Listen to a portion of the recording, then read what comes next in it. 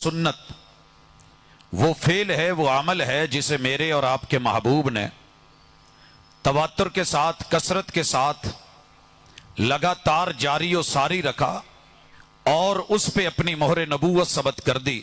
چھٹی چیز، دین کے اندر بطور دین، دنیا نہیں، دین کے اندر دین کے نام پہ کسی بھی جائز اور ثابت شدہ اصل اس کی ہو، یہ جملے اگر آپ نے پڑھ لیے تو انشاءاللہ زندگی میں علمی طور پہ کہیں بھی سٹینڈ کر سکتے ہیں۔ پہلے خود سمجھیے پھر سمجھائیے۔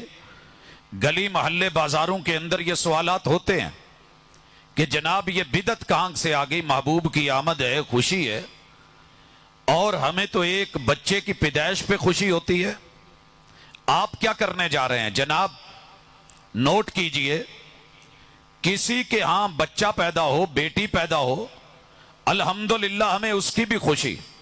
جناب عبداللہ کے گھر، سیدہ آمنہ کے گھر محمد الرسول صلی اللہ علیہ وسلم کی آمد، پوری دنیا 249 ملکوں میں ایک بھی کلمہ پڑھنے والا مجھے ایسا نہیں ملا کہ جسے آپ کی آمد کی، پیدائش کی، ولادت کی، جنم کی خوشی نہیں ہے۔ یہ صرف ایک پراپوگنڈا ہے۔ لیکن بدعت کسے کہا جائے گا؟ جس میں اصل موجود ہو اور پھر اس میں 5 چیزیں ایڈ کر دی جائیں۔ زمانے کی شرط کہ فلاں تاریخ، فلاں ڈیٹ، فلاں وقت میں، مکان کی شرط کہ فلاں جگہ پر، تیسرا اس میں دوام اور ہمیشگی کہ کبھی بھی مس نہیں کیا جائے گا، ناغا نہیں ہوگا، اور چوتھی چیز اس کی دعوت دی جائے کہ آؤ آپ بھی کرو، اور 5ویں چیز جو نہیں کرے اسے منکر کہا جائے۔ تو یہ 5 چیزیں جب ایک جائز اور ثابت شدہ چیز میں پیدا کر دی جائیں تو یہ 5 امور اس کام کو بدعت بناتے ہیں، اگرچہ وہ بذات خود جو ہے وہ کام جائز ہو۔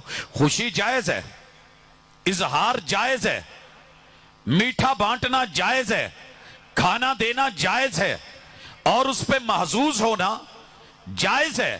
لیکن جب اس کو آپ تہوار بنا کے، دن مقرر کر کے، خاص اصول ضابطے لگا کر کے کہ اگر میں نے لائٹ لگا لی تو میں محب اور عاشق، اور میرے سامنے گھر والے نے اگر نہیں لگائی تو وہ گستاخ و منکر و ابلیس و کافر، تو پھر یہ چیز محل نظر ہے کہ جناب پیار کیا ہے آقا سے، سب کو پیار ہے۔